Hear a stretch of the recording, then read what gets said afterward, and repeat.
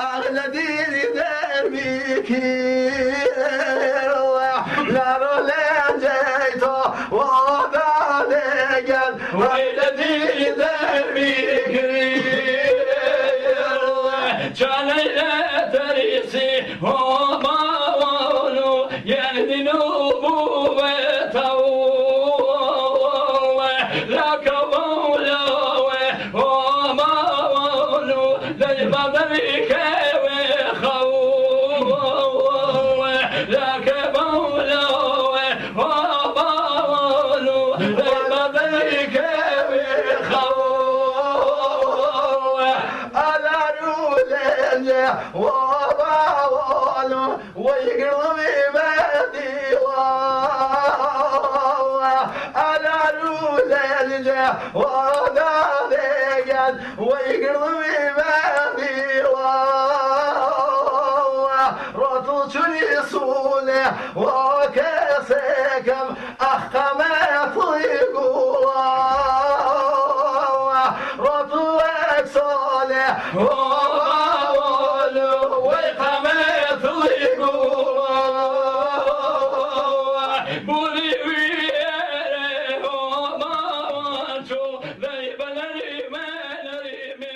گوندی ژان یەکێکە لە خۆشترین و دڵگیرترین گوندەکانی هەورامان.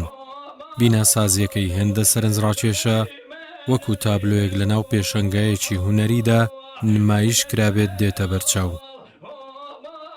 هەڵکەوتەی جوگرافی ژان لە شوێنێکدایە کەوتۆتە ناوەڕاستی دۆڵێکی دوور و درێژەوە،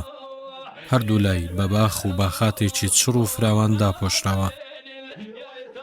ئەم گوندە دەکەوێتە نێوان گوندەکانی بێساران، پایەگەلان، هەرسین، تەنگیسەر، نیەرەوە. لە ڕووی داریەوە سەر بە قەزای ساڵواوایە و 32 کیلۆمەتر لەو شارەوە دوورە. مەودای نێوان گوندی ژان و پارێزگای سنە بە 120 کیلۆمەتر مەزەندە دەکرێت. ژمارەی دانیشتوانی نزیکەی 540 کەسە و لە ناو 140 خێزاندا کۆبوونەتەوە. دانیشتوانی ئێرە پیشەی سەرەکیان باخداریە و لە وەرزی بەهاردا گوندەکە چۆڵ دەکەن و ڕوو دەکەنە باخەکان لە وەرزی پاییزدا دەگەڕێنەوە ناو ئاوایی.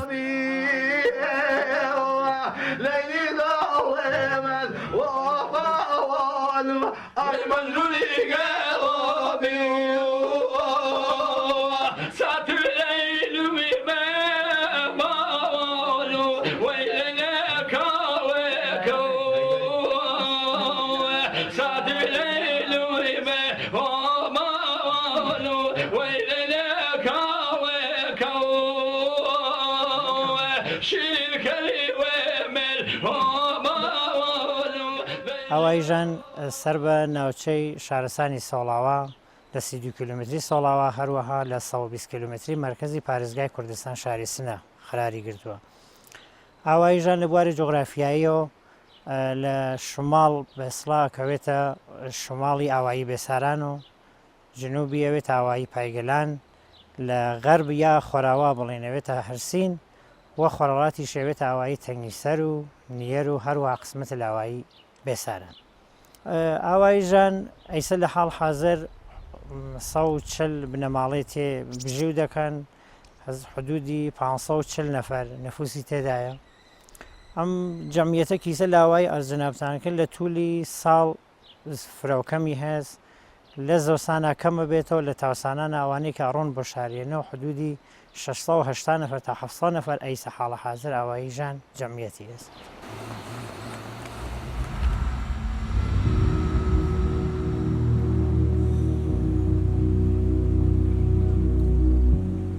سەید شاسوار بە دامەزرێنەری ئەم گوندەدا دەندرێت و یەکەم خانووی تێدا دروست دەکات. هاوکات ناوێکی بۆ دەدۆزێتەوە و ناوی لێدەنێت ژیان. دواتر ئەم ناوە گۆڕانکاری بەسەردادێت و دەبێتە ژان. مێژووی دروستبوونی گوندی ژان بۆ 390 ساڵ بەر لە ئێستا دەگەڕێتەوە، هەرچەندە مێژووی دروستبوونی گوندەکە نوێیە و لە 400 زیاتر نییە، بەڵام لە چاو زۆربەی گوندەکانی تردا کەمترین نوێگەری تێدا دەبیندرێت و کۆی شارستانیەت و کە لە پورەکەی پارێزراوە و لەلایەن وەزارەتی شوێنەواری ئێرانەوە تۆمار کراوە و پارێزراوە.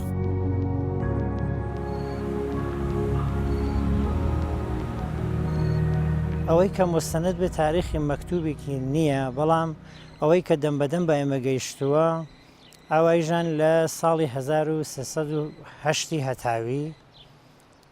شخصێک بەناو سەید شاسوار لە ئاوایژان ئەوەڵین خانووی کە بەناکرێت لەوێ بەناکرێت لە ساڵی 1380 هەتاویەوە تا ئیسا حدودی 390 ساڵ خدمەتی تاریخی هەیە ماوایە. ئاوایژانیش قبلەن بە وتەیە کە بۆ مەجنابتان ئارزەکەن بە ناوی ژیان بووە، ژیان بە معنای بژیوکردن لەگرا، بەڵام لە دوای ساڵانی کە پێشتێت بە ژان معڕە بەوێت کۆتا ئەوێتەوە کە ئەوەی ڕەحەتە تەلەفۆز بکرێت دیسە بەناو ژان ئاوایژان. قبلەن قسمەتێک لە ئاوایی سە بەناو ژانە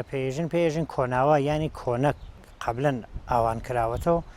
دوایەوە لە ساڵی 1348 تقریبان پەرایسێنی قسمەتە لە ئاوایی بەناو ژان بناکرێت. ئەو ما بەخیت ماڵەکانیش هەر بە شوێنکەوتن ئەو ماڵە قبلیەکان کە لە ئاواییە هەن،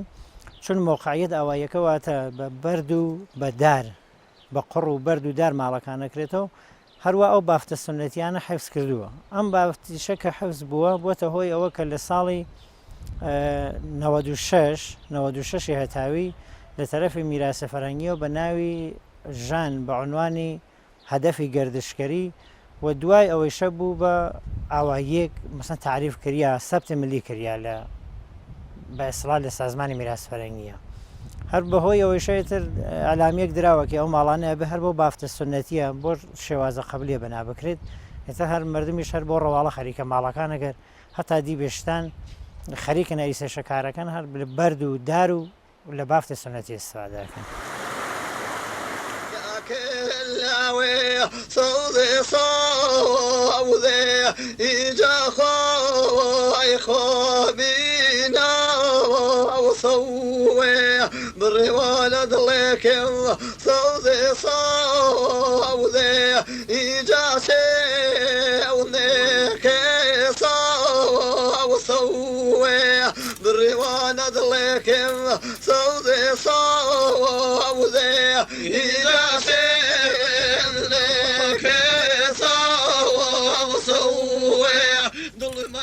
چەند کیلۆمەترێک لە ئاوایی دوور کەوتینەوە بەرەو شاخی دۆڵە وشکە هەڵکشاین. لەوێ جۆرە جیایەک شاخەکەی داپۆشیوە و بۆن و بەرامەیەکی خۆشی بە ناوچەکەدا بڵاو کردوتەوە. ئەو جیایەش لۆی پێدەڵێن. هەر بنە ماڵێک لە ئاوایی ژاندا لۆجاری تایبەت بەخۆی هەیە و لە کۆتا ڕۆژەکانی بەهاردا بە شێوەی هەرەوەزی و دەسەوام دروێنێ دەکەن. لە دوای وشک بوونی دەیکوتن و دەیبەنەوە بۆ ئاوایی و لە وەرزی زستاندا دەرخواردی ئاژەڵەکانی دەدەن. ئەم جیایە چەند جۆرێکی هەیە وەک زەردەڵوو، چەقەلوو، سیاولوو. دانیشتوانی هەورامان بە پێی ئەزمموی خۆیان ئەم جۆرە جیایە بە باشترین ئالیک بۆ ئاژەڵەکان دادەنێن، چونکە بەرهەمی سپیایی و گۆشتی ئاژەڵەکان تام و بۆنێکی خۆشی هەیە و خواسی زۆری لەسرە. ئەمە جە قەدیمەنا هەر جە واردەگاوە شرۆبیان واردەگاڵ بەتە لۆش کەمترن. چیرە دەست بەدەستکەنن ماجە ناوڕازمانگەن ئاخر و ناوڕازمان و وەهاری تقریبان شرۆمە. ئەدە چیرە مەمە سەرۆکۆ هەر دەکاتما تایبەتێنێ هەر کەسیە پێوێش منتەقیەشن هەر خێڵیە پێوێش منتەقیش داگیرکردن. تێرە ئاڵفەکەیش وەڵام مەکەنمێش گەلگەلیش مەکەنمێش هەر جەماعەتی هەنیەوە کۆمەکوی مەکەرا بە کۆمەکویوە جەم شۆ مەکەرا کەناکەش مەکەراش باقیشنەوە باقەکارەمە پێچاش کەلامە مەکواش قەدیم بە ڕەوش و سنەتی بە ئۆڵاق یا بەگاو کویە خەرمان کو ئیستا تراکتۆرن چه پێ کێشەکە دەست چه پێ کوێش ئەترمەوەراچوە دەگا پێ ئاژەڵەکەشە لویچ گیاویە تایبەتن چه پێ کەرێش چه پێ ماسیش چه پێ دوی چه پێ گۆشتی ئەگەر کەسیە چێشنازمە مەسەڵەن ماس و دۆ گۆشت هینیە گیاوە مەکەرۆ چەنی گیاوهایە تەری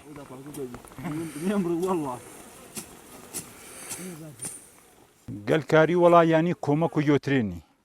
ئێمە پەنەژ ماچمێت دەسەوام لەو ئێمە جەماعەتیە دە نەفەری 15 نەفەریەوە کارەکە هەر ڕۆیە هینەوی مەسەڵەن ئاروینە من زووتەر یاوانینەکە من ئەنجاممە سابینۆ یۆتەر دوو سوایینۆ یۆتەر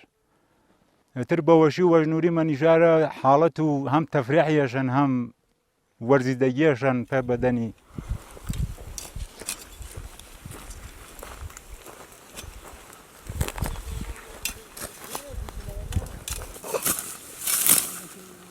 وڵای لۆ فرەتەر جێیاگە وەربنشینەکانە ئەلعان ئەگەر تۆ بلی سەرەوار مەسەڵەن کووەکە ڕەتکەری وەزیرە ڕەتکەری بلی گەرمە سەرەکە لۆش کەمترە بەڵام یاگێ وەربەش بنی شۆنا ئەتر لۆکە هەنە چاگە گر یاگێ لۆژ نییەن مەسەڵەن واجی لۆ تایبەت و بازی مەتەقایەن سەختێ تەقریبەن سەعبە العەبورێ وەڵای کەشە نامی گەورەش دۆڵە وشکەنە دۆڵە وشکە تیکە تیکەوە مەوەتە نامی جیاوازشەنێ سەڵەن ماچوو ئارواغ مەلمێ پێ فڵان کەلامێ نامی جیاوازەشەنە خۆ نماشمێ دۆڵە وشکە دۆڵە وشکە هەردیە گەورن گیاوە کاچش فەرمەکەرا ئەمە بۆ ژانەما هەن پێ بۆوەشی بەکارمەلۆ پێت دەوای بابوونەش چەنەن هەزبیە کوێڵش چەنەنا گوڵیە هەن بە نامی گوڵەکەوێش ناسایی بێ نایش پێ داروی غەنیمەتیە عەجیبان عەزیمان شونوانێرەتر لویچ کێینەت پێ تایبەت پێ حیوانیمەوە بەڵام ئێمە ئەو گیاوە کاش هەر بڕمەی بازی وەختی لۆ لوینە پێی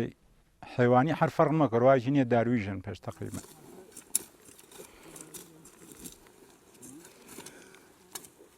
وڵات جە قەدیم وی کەش و کوکووە کولەن دەگاوە شاید واچوو 10-15 گەلێت 10 نەفەرش چەنە بێنێ دەگایەکە تەری وامێنێ ئێمە پەنەی ماچمێ ئاڵفانە گرتەنش ئاڵفانە بازە مایشە پاڵ وێمەنە کارشاکردن بەڵام ئیسە مشکڵۆ شارنشینی ئیساریو بەدەلیل یۆ زۆڕۆ شۆنۆ دەرزۆنەرە لوانیۆ شۆنۆ کاری لە لوانیگەن نەسەرفیان پێش وش ساڵی کە مشکڵە ئەسڵیە بێ منتەقەش چۆڵ کرد ئیسەتر وەڵا هەر تەک و تووک تەقریبەن کارمەکەرمێ لۆ بەردەی تەقریبەن گەرمازەدەگین ئالووە وێژ گەرمایە جیاوا گەرما و هەناسۆ ئالوەیە بۆ قیەش جیاوازشن مەوە بازیە نەفەرایە ئەلبەتە کەمیین شاواریوە بوو ئەستەقامەت شاواروە بوو مەوەڕژەتن نوعە نوۆشین ماچال لۆ بەردەی گەرمان و بۆ قوالوەیە تەقریبەن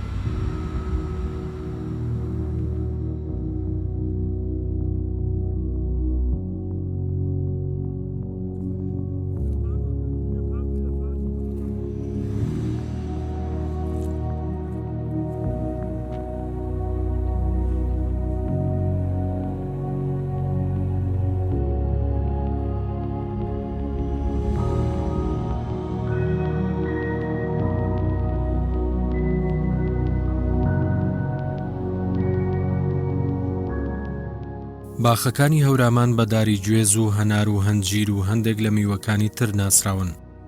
باخەوانەکان بەپێی کەش و هەوای ناوچەکە و جۆری بەرهەمەکان درەختەکانیان شاندووە. زیاتر بایەخیان بەو درەختانەداوە کە بەرهەمەکانیان بە وشکراوەیی بۆ وەرزەکانی پاییز و زستان هەڵگیراون. بەڵام ئێستا هەندێک درەختی وەک جێلاسیان لە ناو باخەکاندا شاندووە و بایەخی زۆریان پێدەدەن و داهاتێکی باشی بۆ باخەوانەکان هەیە. ئەم دارە نزیکەی 15 ساڵە خۆی خزاندووەتە ناو باخەکانی هەورامانەوە و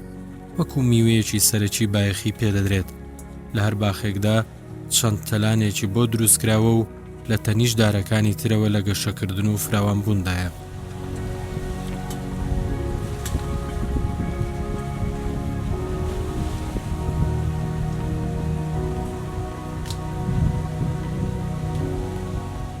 زمان و قدیمی ئێمە فرەتەر جەوەزی استفادەکەرێنمی و هەمروێ و ئاوەختانە هینی شڵانی تفی تفە درەختیە چان استفادەکەرێنمی فرەتانی بینی وەری ئیسا دەخت کەشاوەرزی ئامینی پسە گەڵاسی پسە شڵانە کەشاوەرزی ئاوەختانە پسە هەشتاڵوی کەشاوەرزی نەنە بەینجای زەبە بیان دەختەهای پەیوەنی هەپسە وەزی پەیوەنی ئامین لێ کەشاوەرزی مەسەڵ ئیسە چانان فرەتەر استفادە مەکەرمی چەوفەرەنگیە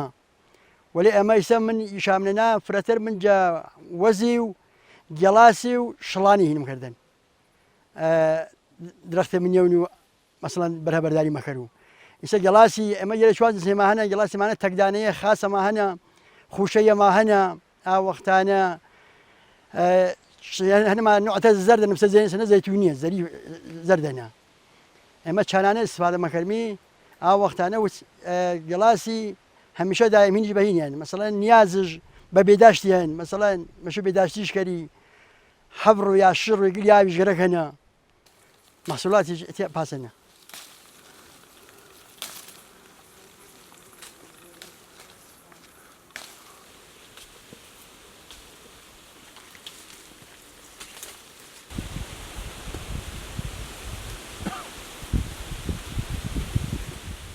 زمان و قدیمینە ئێمە فرەتەر جەوەزی استفادەکەرێنمی و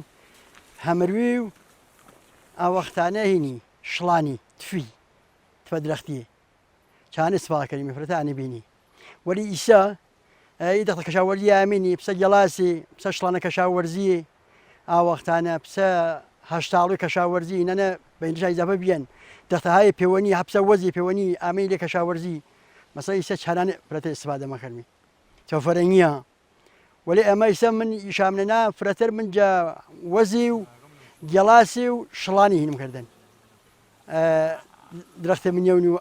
مەسەڵەن بەرهەبەرداری مەکەر و ئیسا گەڵاسی ئەمە یەرە چوار جنسێما هەنە گەڵاسیمانە تەکدانەیە خاسەما هەنە خوشەیەما هەنە ئاوەختانە هەنەما نوعتە زەردە نفسە سەنە زەیتونیە زەری زەردەنا ئەمە چانانە استفادە مەکەرمی ئاوەختانە گەڵاسی هەمیشە دایمینی بەهینیان مەسەڵەن نیازش بە بێداشتیان مەسەڵەن مەشە بێداشتیش کەری حەبڕ و یا شڕ و گلیاوی ژگەرەکەنە محصولاتی پاسەنە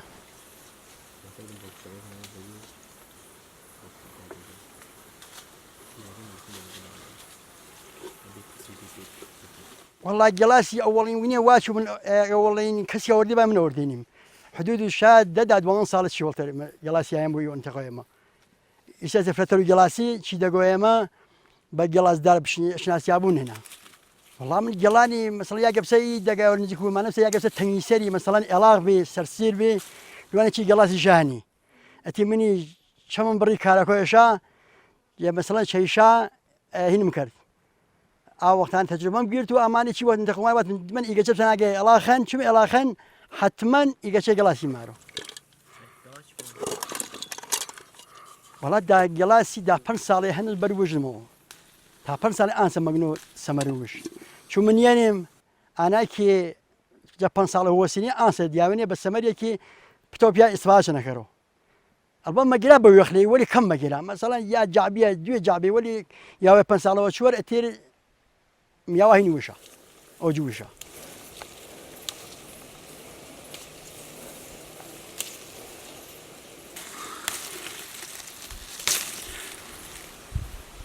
شاوی کاڵای سەریشینی ئەمیگە ناکرد ئاژەویدا ئەمیگە ناکرد ئاژەویدا پیان بفەرما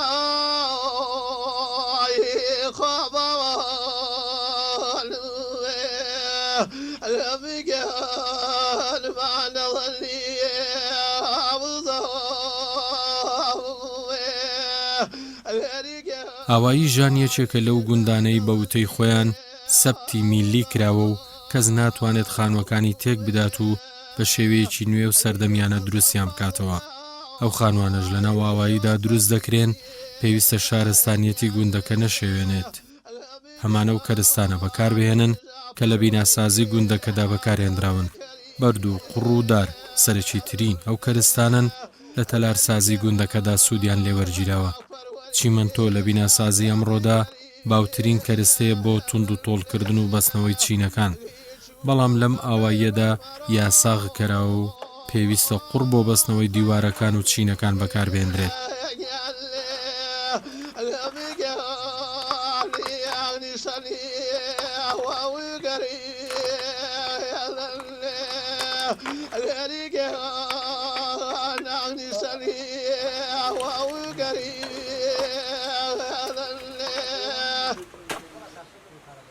ئێمە هەر پاسێکی وێ تاجە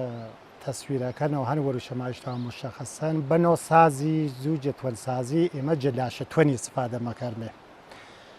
با تەوەجۆ پانژەکی محکەمتر بووە جەدیمەکی استفادە ماکردن ئیسەجا حەجە دیمەکە استفادە مەکەرمێ تۆنەکۆ ئێمەیەکی ماڵوێنیێنی چیوێتە سوامەکەمی توێنێ وێقلێ پەلی ماچمی دڵانە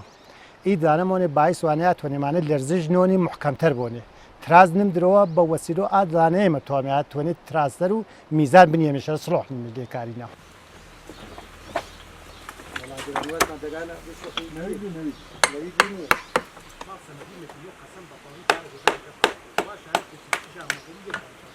ئێمە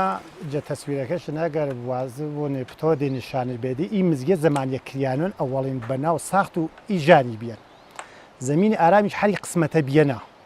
زمینی تەختانیە کولێش سەنگ و سەنگلاخەن و کەمەرە نەتاوا بیێنشا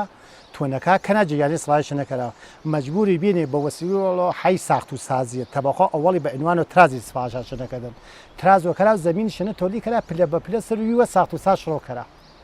چون زمینیش نەوێن مەجبوری بێنێ ڕاحەتشان نەوێن ئی تۆنی کنیەوە وەسیلەی نەوێن سەی نەوێن ئیمکانات نەبیێن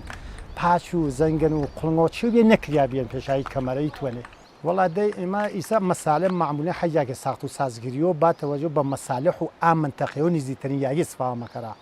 زووکی ئیمکاناتی ڕایی جادەی نەوێر حەجە ئۆڵاخ و چیوی سفاشاگەدەن مەسایلە شاوەدەن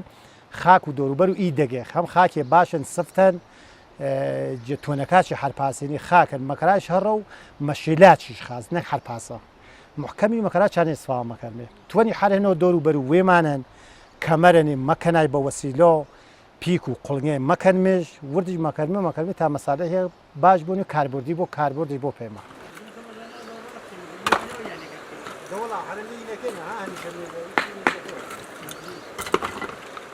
دائما نەوەڵا کانیە دۆر و دەگاکێما کولی چی ئی شرایەتچە هەن ئی تۆناشانە هەر هەنێ هەر یاگیەوە چات کەمەریە سفاکەری تونەکە پێسێنێ ئی شرایەتچە هەن بەسەگی پانێکی مەماڕژە ئەسڵ و کاری تەخەسوس ئانەکی ورچیان مەکەر و ئامادە ئانەشانە مەکەرۆک بەکار شابەری وەیلاگەر بۆ چەنەشا کار نەکردیا شای قابل ئیسیفادە نۆنێ هەر پاسەواچی بار و بنیوشتەی کاری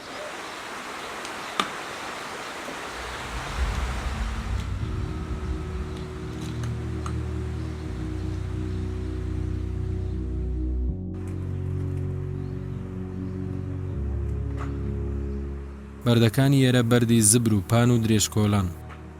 جیاوازن لەو بەردانەی لە گوندەکانی هەوراماندا بەکارهێنراون ئەمەش تایبەتمەندی بەم گوندە بەخشیوە و زیاتر لە گوندێکی سینەمایی و کۆن دەچێت زۆربەی پەنجەرە و دەرگاکانی یاوایی لە داری گوێز و داری تو دروستکراون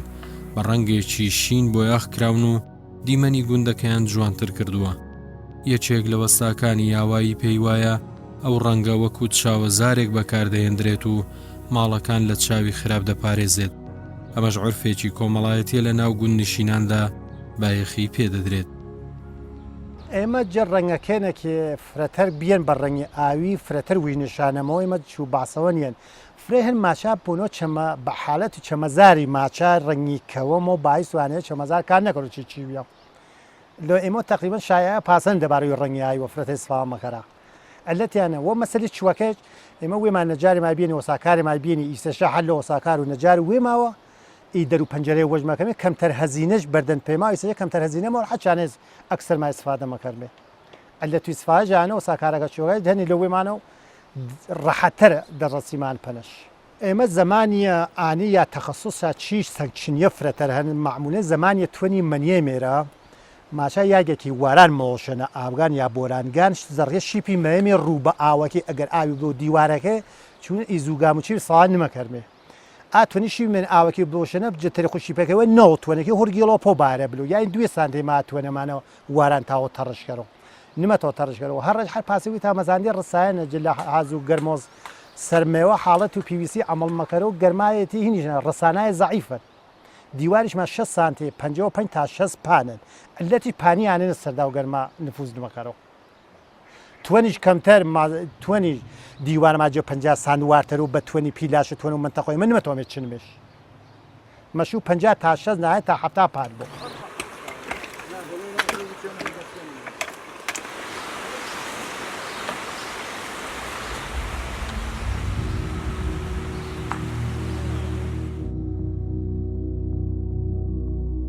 لەناو هەر گوندێکدا جیاوازیەک بەرچاو دەکەوێت ئەم جیاوازیەش دەبێتە تایبەتمەندی بۆ ئەو گوندە